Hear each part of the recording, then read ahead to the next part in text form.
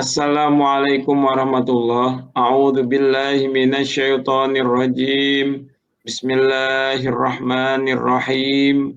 Alhamdulillah wassalatu wassalamu ala Rasulillah Sayyidina Muhammad ibn Abdillah wa ala alihi wa sahbihi wa mawalah, amma ba'du. Kepada yang terhormat jamaah pondok kita, semoga kita sekeluarga sehat walafiat, keberkahan rizki dan dimudahkan urusannya oleh Allah Subhanahu wa Ta'ala. Selamat di dalam menjalankan agama, mengarungi dunia dan selamat hingga akhirat kelak. Agenda malam Rabu, malam ke-1 Jumadil Ula 1442 Hijriah, 15 Desember 2020. Yang pertama ngaji malam ke-47 Kitab Safinatun Najah, yang kedua tanya jawab. Bismillah, mari persiapkan diri kita untuk menyebut ilmu. Mudah-mudahan Allah Subhanahu wa Ta'ala meridhoi niatan kita semua. Amin ya Rabbal Alamin. Kepada Kang Yusuf, kami persilahkan. Baik. Bismillahirrahmanirrahim. Assalamualaikum warahmatullahi wabarakatuh. Waalaikumsalam warahmatullahi wabarakatuh. Alhamdulillahi rabbil alamin. Wabihi nasta'inu ala umurid dunya waddin. Wassalatu wassalamu ala ashrafil anbiya'i wal mursalin.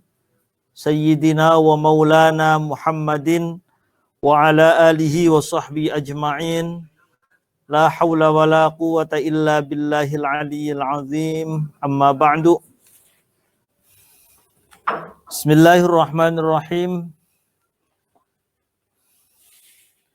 Pada malam hari ini kita akan melanjutkan kembali mengaji kitab Safinatun Najah karangan Syekh Salim bin Sumair Al-Hadrami. Bismillahirrahmanirrahim. Ila hadratin Nabiyil Mustafa Rasulillah Muhammadin sallallahu alaihi wasallam. Thumma ila arwahi jami' ikhwanihi minal anbiya'i wal mursalin wa abaihi wa ummahatihi wa azwajihi wa alihi wa dhurriyyatihi wa jami'i sahabatihi ajma'in wa tabi'in wa tabi'it tabi'in wa man tabi'ahum bi ihsanin ila yaumiddin. Thumma ila hadrati sultanil awliya Syekh Abdul Qadir Al-Jilani wa ila hadrati jami'i awliya'it tis'ah alladzina ballaghud dina fi Jawa, khususan Syekh Syarif Hidayatullah Sunan Gunung Jati Cirebon. Thumma ila hadrati Syekh Al-Alim Al-Fadil Salim bin Samir Al-Hadrami wa Syekh Al-Imam Al-Alim Al-Fadil Abi Abdul Mu'ti Muhammad Nawawi Al-Jawi. Thumma ila hadrati masyayikhina wa masyayikhi masyayikhina, khususan syekhina wa murabbi ruhina hadratus Syekh Ki Haji Maimun Zubair wa Ki Al-Haj Junaidi Anas, Ki Al-Haj Abdul Rahim Ahmad, Ki Al-Haj Faqih Imam wal Habib Hud bin Muhammad bin Umar bin Yahya, usulihim wa furu'ihim wa hawashihim. Syai'un lillahi lahumul Fatihah. A'udzu billahi minasy syaithanir rajim. Bismillahirrahmanirrahim. Alhamdulillahi rabbil alamin. Arrahmanir rahim. Maliki yaumiddin. Iyyaka na'budu wa iyyaka nasta'in. Ihdinas siratal mustaqim.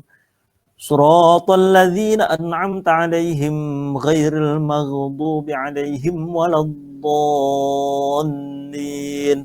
Rabbi firli wa liwalidayya amin. Qala al-musannifu rahimahullahu ta'ala wa nafa'ana bi'ulumihi fid dharaini amin. Faslun syurutul qudwati. Faslun utawi iki iku fasal. Syurutul qudwati utawi piro-piro syarate anut. Pada fasal kali ini kita akan membahas tentang syarat-syarat bermakmum. Bahwa kalau kita ingin mendapatkan fadilah, keutamaan sholat berjamaah, maka sebagai seorang makmum harus memenuhi beberapa syarat. Kalau pada fasal yang lalu menjelaskan tentang beberapa sholat yang diwajibkan dalam sholat berjamaah tersebut, seorang imam wajib niat menjadi imam. Wajib niat menjadi imam. Yakni yang pertama pada sholat Jumat. Kedua, sholat yang diulangi, sholat mu'adah. Yang ketiga, sholat yang dinazarkan berjamaah, nazar berjamaah. Yang keempat, sholat jamak takdim yang penyebabnya adalah karena hujan. Bahwa dalam sholat berjamaah, ketika imam tidak niat menjadi imam, maka pelaksanaan sholat berjamaahnya tetap sah, kecuali pada 4 sholat tadi. Kalau dari sisi imam sah, lalu makmum bagaimana? Nah, makmum agar dia mendapatkan fadilah berjamaah, dianggap orang yang mengikuti sholat berjamaah, sholat jamaahnya sah, fadilah jamaahnya diperoleh, maka harus memenuhi beberapa syarat yang akan dijelaskan pada pasal kali ini.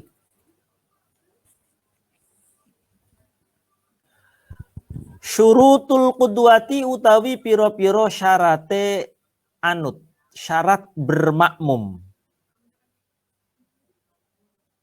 Iku ahada asyara.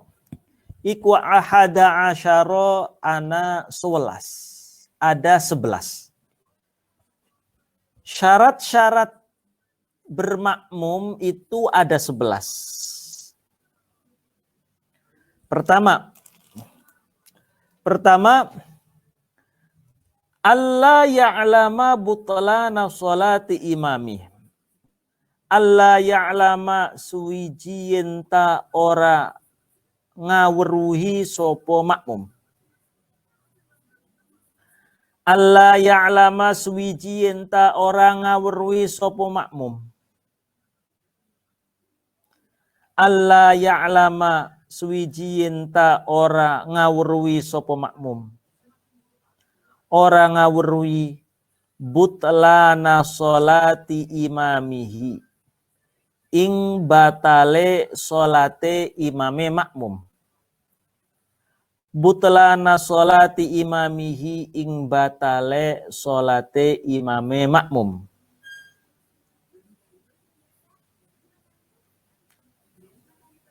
Sholat batal bihadatsin kelawan sebab hadas. Au ghairihi atawa liyane hadas. Bihadatsin kelawan sebab hadas. Au ghairihi atawa liyane hadas. Baik. Yang pertama, syarat bermakmum itu, yang pertama, seorang makmum tidak mengetahui atau menyangka. Sekali lagi, seorang makmum tidak mengetahui atau memiliki persangkaan bahwa sholatnya imam itu batal. Baik batal disebabkan karena hadas ataupun yang lainnya. Contoh, saya misalkan bermakmum, sholat berjamaah di masjid. Saya posisinya makmum. Saya posisinya makmum.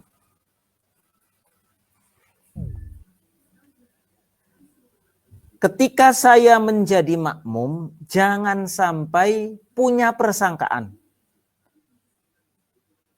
Atau bahkan tahu bahwa sholatnya imam itu batal. Misal, ketika saya sholat,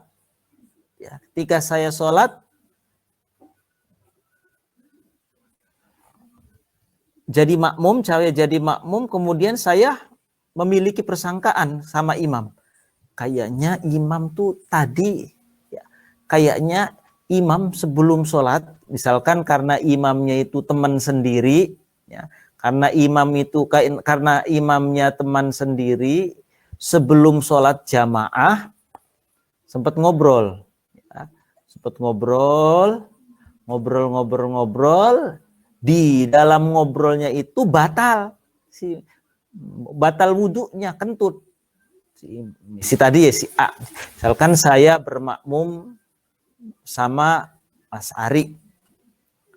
Ya, Mas Ari. Saya berteman sama Mas Ari. Sebelum sholat jamaah saya ngobrol sama Mas Ari. Mas Ari, saya tahu yakin Mas Ari kentut tadi. Terus tiba-tiba pas waktu masuk waktu sholat, Mas Ari jadi imam. Terus ketika saya jadi makmum, saya berpikiran begini. Loh, Mas Ari itu tadi batal dia wudhunya. Saya tahu dia nggak wudhu lagi kok jadi imam. Nah, seperti itu. Kemudian kok saya melanjutkan jamaahnya menjadi makmumnya Mas Ari, maka jamaahnya tidak sah. Jamaahnya tidak sah, bukan sholatnya tidak sah, tapi jamaahnya tidak sah. Meskipun sayanya niat jadi makmum. Karena saya tahu posisi Mas Ari yang jadi imam itu, dia dalam posisi sholatnya nggak punya wudhu. Nggak punya wudhu. Atau nyangka, imam kaya-kaya dia itu gak punya wudhu itu. Kok saya tetap berjamaah, saya tetap jadi makmum. Maka bermakmumnya menjadi tidak sah. Gak mendapatkan sholat berjamaah. Baik persangkaannya di awal ataupun persangkaannya di tengah-tengah sholat. Kita lagi jadi makmum. Di tengah-tengah sholat, saya menyangka seperti tadi. Kayak si imam itu sholatnya batal deh. Si imam dia tadi bacaan Fatihahnya, misalkan nggak baca Fatihah. Sementara kalau nggak baca Fatihah ya nggak sholatnya nggak sah. Tahu bahwa sholatnya imam itu batal, maka itu menjadi penghalang ataupun menjadi menjadi penyebab batalnya bermakmum. Au ghairi, atau selain masalah hadas. Contoh, misalkan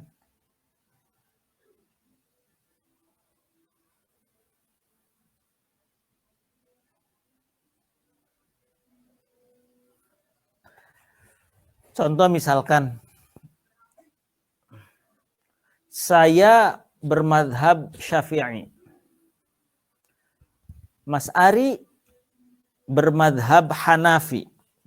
Di mana kalau menurut versi madhab Syafi'i, memegang kemaluan itu batal. Memegang kemaluan itu membatalkan wudhu. Sementara kalau versinya madhab Hanafi tidak batal. Nah, Mas Ari madhabnya Hanafi. Saya madhabnya Syafi'i. Lalu awalnya kita sholat berjamaah, Mas Ari jadi imam, saya jadi makmum. Tapi di tengah-tengah sholat saya begini, Mas Ari itu madhabnya Hanafi, saya madhabnya Syafi'i. Jangan-jangan dia tadi sempat, mohon maaf misalkan, jangan-jangan Mas Ari tadi sempat garuk-garuk, dia sempat garuk-garuk kemaluannya. Berarti oke lah, kalau bagi dia nggak batal, tapi bagi madhab saya batal. Berarti kalau begitu Mas Ari yang jadi imam berarti sholatnya batal bagi saya. Menurut versi saya batal. Lah, seperti itu. Itu juga menjadi penghalang keabsahan bermakmum.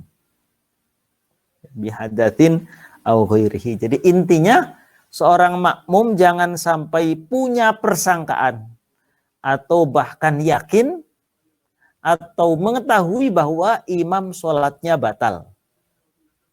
Kalau punya persangkaan atau mengetahui bahwa imam sholatnya telah batal, maka itu menjadi penghalang bermakmumnya dia. Atau dia tidak dihukumi sholat berjamaah.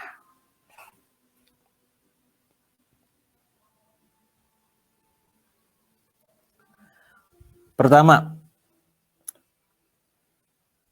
wa alla ya'taqida wujuba qada'iha. Wa alla ya'taqida lan ora ngiyakini sapa makmum. Wa alla ya'taqida lan orang yakini sapa makmum. Makmum ora yakin wujuba qada'iha ing wajibe ngodoni salat. Wujuba qada'iha ing wajibe ngodoni salat alaihi ing atas imam.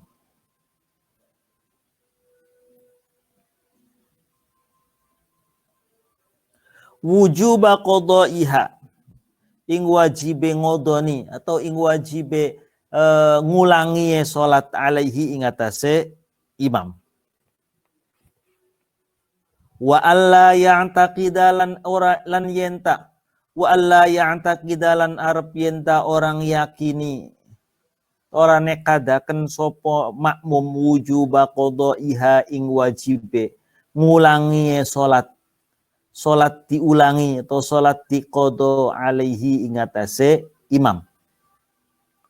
Syarat bermakmum lagi, seorang makmum tidak sampai memiliki keyakinan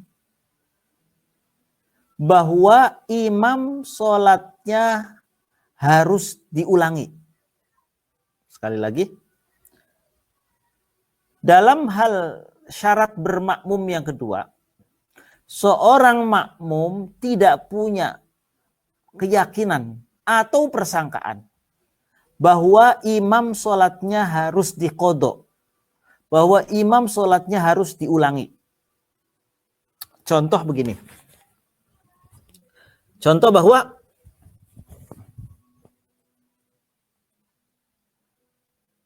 ini di luar berjamaah dulu. Di luar berjamaah. Saya contohkan.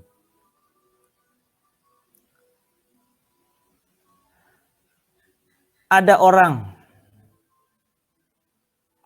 berada di suatu tempat. Ya, ada orang berada di suatu tempat. Dia mau sholat kan harus wudhu. Ternyata saat itu, di tempat itu yang biasanya ada air, sekali lagi, ada orang berada di suatu tempat yang biasanya ada air. Di tempat itu banyak air. Tiba-tiba suatu saat di tempat tersebut nggak ada air. Sehingga ada orang kok mau sholat, ternyata tidak ada air. Tentu dia sholatnya tetap wajib. Dengan apa dia berwudu? Tentu diganti dengan tayammum. Nah, maka ketika ada seseorang berada di suatu tempat yang biasanya ada air, namun karena keadaan tertentu kok tidak ada air, maka dia wajib sholat. Dengan apa sholatnya? Dengan tayamum. Tapi setelah nanti ada air, dia wajib mengulangi kembali sholatnya. Dia wajib mengulangi kembali sholatnya yang tadi dilakukan dengan tayamum. Atau ada orang sholat tayamum. Sholat tayamum. Pada saat itu dia menyangka nanti pasti ada air. Tapi nanti, sekarang sih nggak ada. Dia wajib sholat. Dengan apa? Dengan tayamum. Bagi orang yang dalam kasus seperti itu, dia tetap wajib sholat di waktu tersebut. Dengan apa? Dengan tayamum. Tapi nanti kalau kemudian nanti ada air, kemudian tiba-tiba hujan, maka dia wajib untuk mengulangi sholat tadi yang dilakukan dengan tayamum. Lalu kemudian saya bermakmum sama orang seperti itu. Bermakmum, menjadi makmum, sholat berjamaah, imamnya orang yang tadi. Imam yang dia sholatnya itu dengan tayamum di sebuah tempat yang biasanya ada air. Ya, biasanya ada air, namun kemudian tidak ada air. Karena keadaan yang tertentu tidak ada air. Ketika saya menjadi makmum imam yang model seperti tadi, itu jamaah ataupun bermakmum saya tidak sah. Bermakmum saya tidak sah.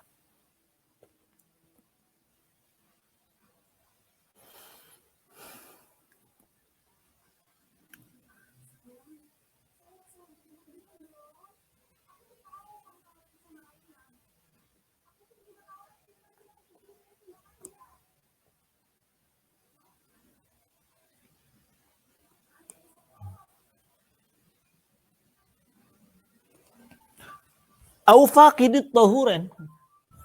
Atau contoh kasus, saya menjadi makmum kepada imam yang faqidut tahuren. Beberapa fasal yang sebelumnya pernah saya jelaskan, ada orang dinamakan faqidut tahuren. Faqidut tahuren itu yang sholat tidak bersuci lagi. Kenapa? Mau sholat, wudhu tidak ada air, mau tayamum tidak ada debu. Terus gimana? Tetap dia wajib sholat. Sholatnya li hurmatil waktu, untuk menghormati waktu, untuk memuliakan waktu. Nah, nanti kapan-kapan ada air, dia wajib mengulangi lagi sholatnya. Lalu saya bermakmum kepada orang tadi, orang yang faqidut tahuren, yang sholatnya tidak bersuci lagi karena dia mau wudhu tidak ada air, mau tayamum tidak ada debu yang suci. Nah, itu juga bermakmumnya tidak sah.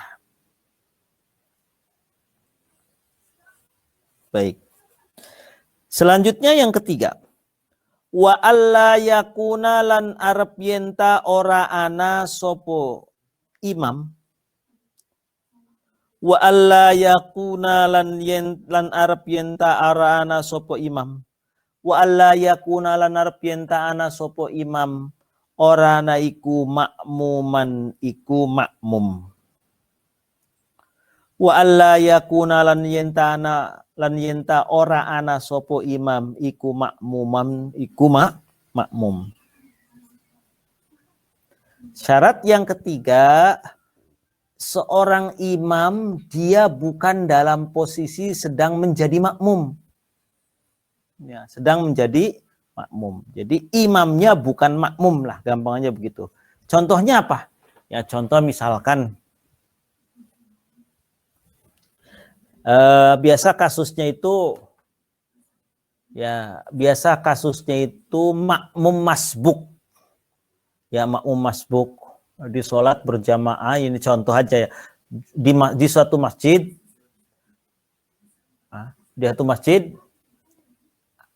ada makmum masbuk. Ada makmum masbuk, ketinggalan. Ya, jamaahnya selesai, dia kan berdiri. Dia berdiri. Ternyata di situ ada dua orang. Sama-sama makmum masbuknya. Berdiri. Setelah berdiri, ini yang orang ini, yang sama-sama masbuknya, tiba-tiba dia, karena sudah selesai jamaah, dia sedikit mundur ke belakang. Supaya dia meneruskan jamaah menjadi makmum dari ini. Jadi dia sedikit supaya dia posisinya sebagai makmum. Ya. Tiba-tiba saya datang, saya nggak ngerti bahwa orang yang ini itu lagi jadi makmumnya dia. Tiba-tiba saya makmum ke ini. Saya datang, Allahu Akbar, makmum ini. Padahal ini menjadi makmumnya ini. Nah, gitu. Berarti kan saya makmum kepada imam yang sebenarnya dia posisinya sebagai makmum. Itu intinya begitu.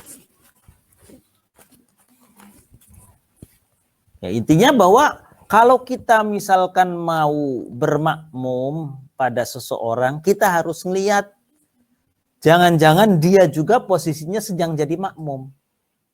Sehingga kalau kita memaksakan berjamaah, kita akhirnya berjamaah menjadi makmum pada imam itu yang kita tidak tahu padahal dia juga sedang jadi makmum, maka jamaahnya tidak sah. Syarat yang ketiga, imamnya bukan seorang makmum.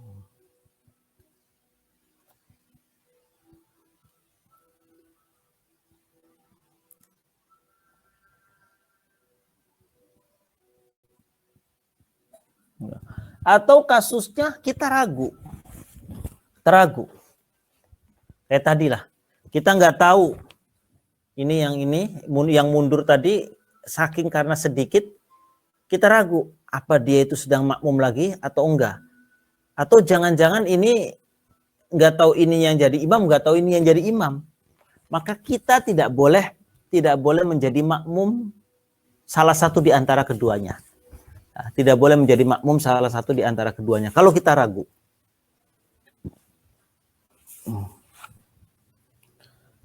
Yang ketiga, yang keempat, wala ummiyan lan ora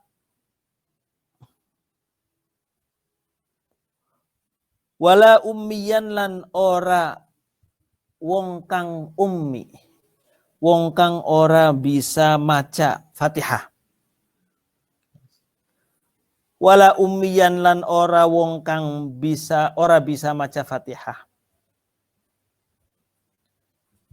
Yang keempat, tidak boleh bermakmum, ya, tidak boleh bermakmum kepada seorang imam yang dia tidak bisa membaca Fatihah, ummi. Ya, aslinya makna ummi itu tidak bisa membaca dan tidak bisa menulis, tidak bisa membaca. Jadi bahkan dalam tata kramanya berjamaah itu imam secara kualitas harus lebih daripada makmum dalam hal bacaan dan kualitas keilmuan ataupun juga kualitas kualitas dirinya.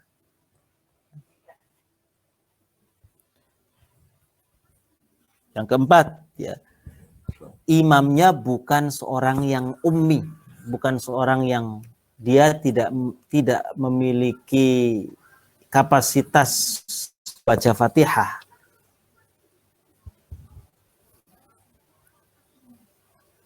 Yang kelima, wa alla yataqaddama lan yenta ora dingini sapa makmum. Wa alla yataqaddama lan yenta orang dingini sopo makmum, orang dingini alaihi ingata seimam. Wa alla yataqaddama lan yenta orang dingini sopo makmum alaihi ingata seimam. Fil mauqifi ing dalem panggonan ngadege. Wa alla yataqaddama lan yenta orang dingini sopo makmum alaihi ing atase imam fil mauqifi ing dalam panggonan ngadege. Syarat yang kelima, posisi makmum jangan sampai mendahului posisinya imam dalam hal berdiri. Nih ya, dalam hal berdiri. Jadi ukurannya apa? Jadi kalau ini imam, ini makmum harus berada di belakang. Ukurannya apa? Ukurannya itu adalah tumit, ya. Tumitnya makmum itu harus berada di belakang tumitnya imam. Jangan sampai sejajar, apalagi mendahului. Jadi tumit, ya. Kadang ya kita misalkan berjamaah karena berdua akhirnya mepet misalkan, itu yang posisinya harus, posisi berdirinya itu harus posisi tumit kakinya makmum itu harus sedikit ke belakang. Meskipun misalkan ada orang karena yang makmumnya kakinya jari-jarinya panjang, tumitnya sudah berada di belakang, tapi jari-jarinya saking panjang kakinya, itu melebihi kakinya imam, nggak masalah. Yang penting posisi tumitnya makmum harus berada di belakang, ya sedikit ke belakang dari posisi tumitnya imam. Kalau sholatnya berdiri. Kalau sholatnya duduk, ya posisi pantat, ya posisi pantatnya makmum harus berada di belakang posisi pantatnya imam.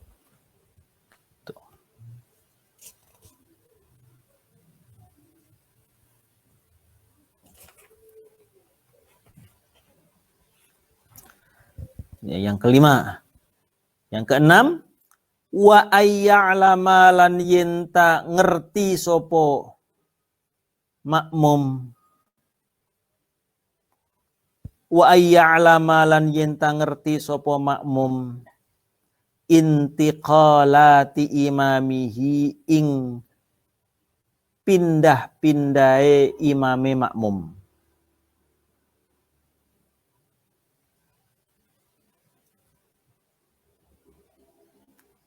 Wa ayya'lama lan yenta ngerti sapa makmum intiqalati imamihi ing pindah-pindai imame makmum.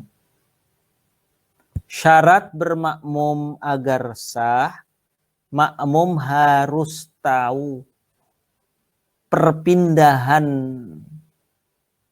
atau pergerakan berpindahnya imam dari rukun satu ke rukun yang lain.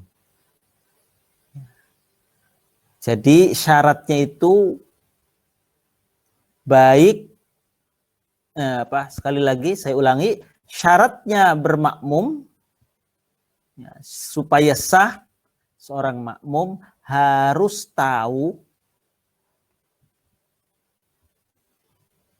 perpindahan imam dari rukun atau ya perpindahan imam dari rukun satu ke rukun yang lain. Dari Fatihah surat menuju ke ruku' menuju ke i'tidal, harus tahu, kita itu makmum harus tahu imam. Baik tahu secara langsung kita melihat ya, ataupun lewat shaf. Ya, lewat shaf yang berada di depannya. Misalkan kita sholat di Masjid Istiqlal, berada di shaf paling belakang. Imam jauh, nggak mungkin tahu kita langsung. Tapi dengan adanya mata rantai imam shaf kita jadi tahu. Ataupun dengan mendengarkan suara mendengarkan suaranya imam, Allahu Akbar, Sami Allahu liman hamidah, itu makmum harus tahu. Mendengarkan suara atau suaranya mubaligh. Mubaligh itu orang yang menyampaikan. Misalkan ada orang berjamaah berdua, berdua. Imamnya di kamar, makmumnya di luar kamar, tapi pintunya dibuka. Di tengah-tengah ada mubaligh. Mubaligh itu orang, biasanya kalau mubaligh itu kalau di masjid-masjid besar tuh, Allahu Akbar, Allahu Akbar, itu namanya mubaligh. Orang yang menyampaikan suara, menyampaikan dan memberitahu kepada makmum perpindahan rukunnya imam dari satu rukun ke rukun yang lain. Biasanya makmum yang berada di belakangnya atau ada petugas. Baik mubalighnya itu orang yang sholat ataupun enggak. Kayak tadi misalkan kasus ada orang yang imamnya sholat di kamar, makmumnya sholat di luar kamar. Tapi di tengah-tengah di pintu misalkan ada orang ngasih tahu imamnya lagi ruku, ruku, akhirnya ruku. Imamnya sujud, sujud, bisa nggak apa-apa. Di sini ada penjelasannya. Yang penting harus tahu, baik tahunya itu lewat melihat langsung imam lagi ruku, imam pindah dari ruku menuju i'tidal, imam sujud, tahu, ataupun mendengar suara. Nah, kalau sekarang itu mungkin lewat suara mic,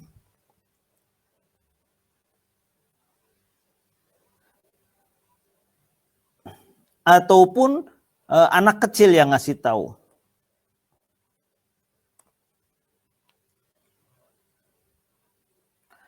Lah, jadi menjadi pembahasan ketika CCTV. Ya, CCTV. Ada yang menghukumi CCTV itu bisa dihukumi sebagai mubaligh. Misalkan asal masih berada di lingkungan masjid, ya, masih berada di lingkungan masjid. Misalkan masjidnya besar, ya, panjang besar, tapi dihalang-halangi oleh tembok, ada pintu, tapi di situ ada CCTV yang mengarahkan ke imam, kemudian ada layar ataupun televisi, ya, sehingga suara nggak kedengeran, ya, mendengar suara imam enggak. Kemudian kita ngelihat dari soft yang ada di depannya juga kita nggak bisa ngelihat bahwa imam lagi ruku, imam lagi sujud. Kita nggak bisa ngelihat, suara juga nggak denger, dari soft juga nggak ada. Tapi misalkan ada CCTV, sehingga kita dari soft yang paling belakang itu tahu imam perpindahan dari rukun satu ke rukun yang lain itu lewat tangkapan layar, ya, lewat tangkapan layar, ya, disiarkan secara live misalkan. Ada yang menghukumi boleh kalau berada di masjid, ya, kalau berada dalam satu masjid. Wa ayyajtami'a fi masjidin, wallahu alam. Insyaallah nanti saya lanjutkan kembali. Sementara ini yang bisa saya sampaikan pada pertemuan malam hari ini. Mangga Mas Ari kalau ada hal-hal yang ingin didiskusikan. Sekian. Intinya bahwa kesimpulannya pada pasal malam hari ini adalah pasal yang menerangkan tentang syarat-syarat bermakmum yang jumlahnya ada 11. Pertama, makmum tidak mengetahui bahwa imam sholatnya batal, baik batal sebab hadas ataupun yang lain. Yang kedua, tidak punya persangkaan ataupun apalagi keyakinan bahwa imam sholatnya wajib diqodho. Yang ketiga, imam bukan dalam posisi juga sebagai makmum kepada yang lain. Yang keempat, imamnya bukan seorang ummi yang tidak bisa membaca Fatihah. Yang kelima, posisinya makmum harus berada di belakang posisi imam, tidak boleh sejajar apalagi mendahului. Dibuktikan dengan tumit kaki, ya, tumit kakinya makmum harus berada di belakang tumit kakinya imam. Dan yang keenam, seorang makmum harus tahu, sekali lagi makmum harus tahu perpindahan imam dari rukun yang satu ke rukun yang lain. Baik taunya itu lewat suara, pengeras suara, ataupun lewat pergerakan soft yang ada di depannya, atau adanya penyampai, baik penyampainya itu ikutan sholat kayak di Istiqlal, misalkan, ataupun penyampainya itu tidak ikutan sholat, hanya ngasih tahu aja, ngasih tahu imam lagi ruku, imam bangun, imam sujud. Nah, itu. Baik, itu yang bisa saya sampaikan pada pertemuan malam hari ini. Wallahu a'lam bishawab. Allahul muwaffiq ila aqwamit thoriq. Al-Fatihah. A'udzu billahi minasyaitonir rajim. Bismillahirrahmanirrahim. Alhamdulillahirabbil alamin arrahmanir rahim maliki yaumiddin. Iyyaka na'budu wa iyyaka nasta'in. Ihdinas shiratal mustaqim. Shiratal ladzina an'amta 'alaihim ghairil maghdubi 'alaihim waladdallin. Bagi jamaah yang ingin bertanya dipersilakan. Halo, Ustaz. Halo, iya, Assalamualaikum.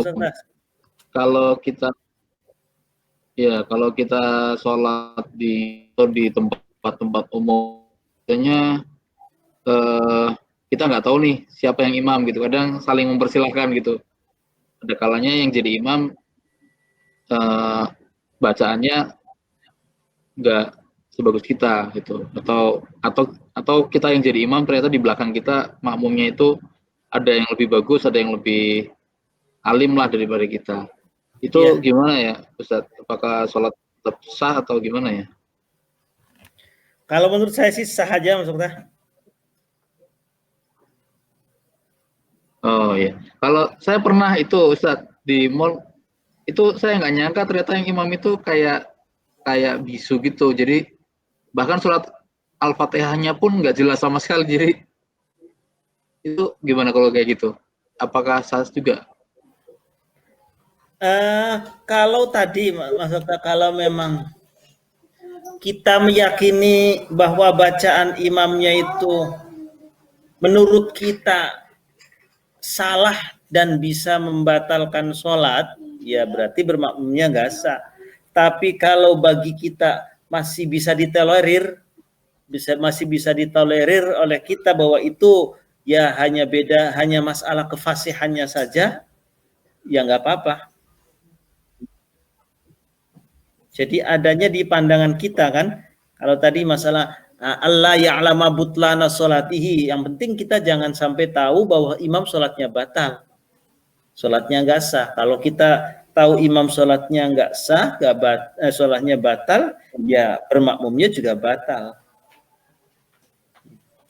Jadi adanya di kitanya menganggap itu masih bisa ditolerir apa enggak gitu. Ya, berarti itu nggak sah sholat berjamaahnya atau sampai dengan nggak sah sholatnya gitu. Kalau kita memandang itu ternyata kita nggak bisa tolerir gitu. Berjamaahnya, Mas Okta. Oh, oke. Berjamaahnya. Sholatnya ya otomatis harus kita laksanakan sendirian ya. Yeah. Jangan dipaksakan terus mengikuti itu, harus diniati kita mufaroqoh, diniati untuk sendiri dan membaca rukun-rukun sendiri akhirnya. Kalau kita sudah tahu itu nggak sah, kemudian masih ngikuti terus ya berarti ya jadi nggak sah. Jadi setelah kita tahu bahwa sholatnya imam nggak sah, ya lekas kita memisahkan diri dengan sholat sendiri gitu. Meskipun misalkan karena di tempat umum untuk nutupi ya gerakannya sih sama. Ya gerakannya sama tapi saya niatnya sendiri misalkan.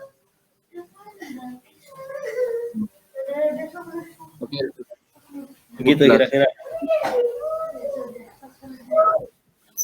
Seumpama saat berjamaah di tahiyat akhir tanpa diduga imam berdiri,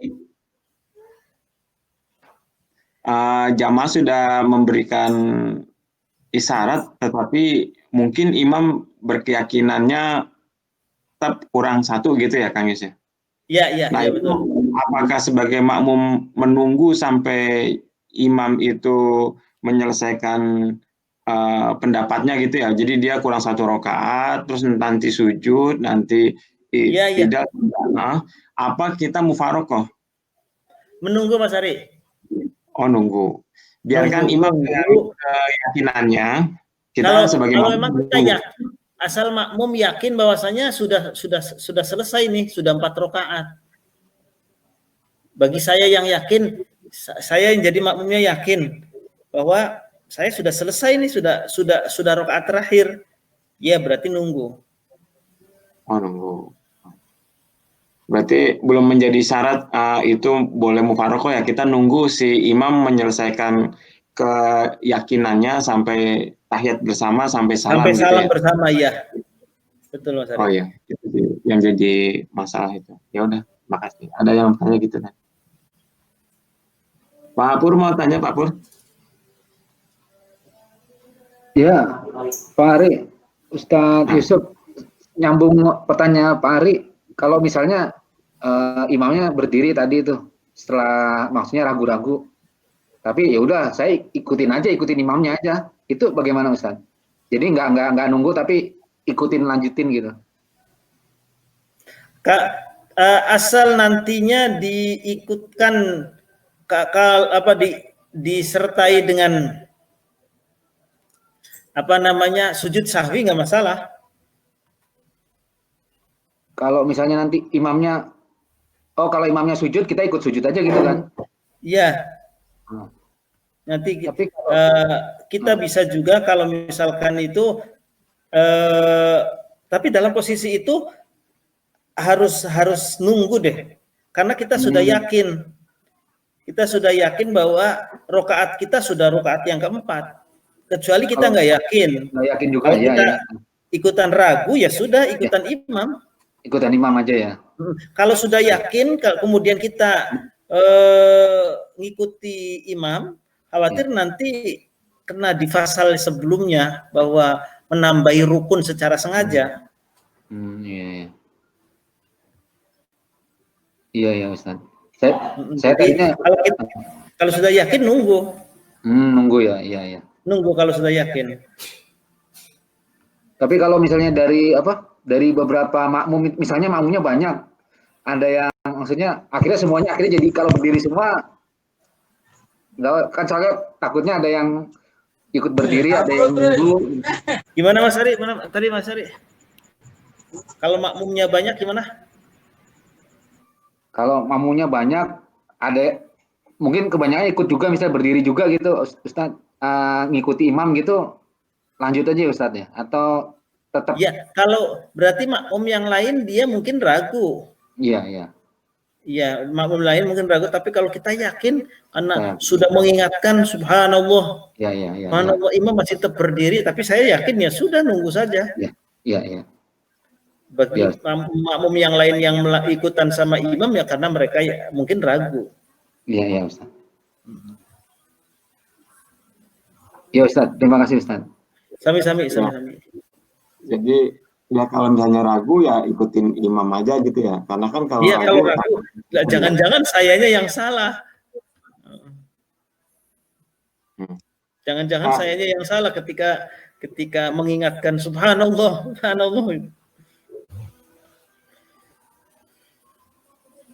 Udah kayaknya. Nanti dilanjut di grup aja kayaknya Kang Yus.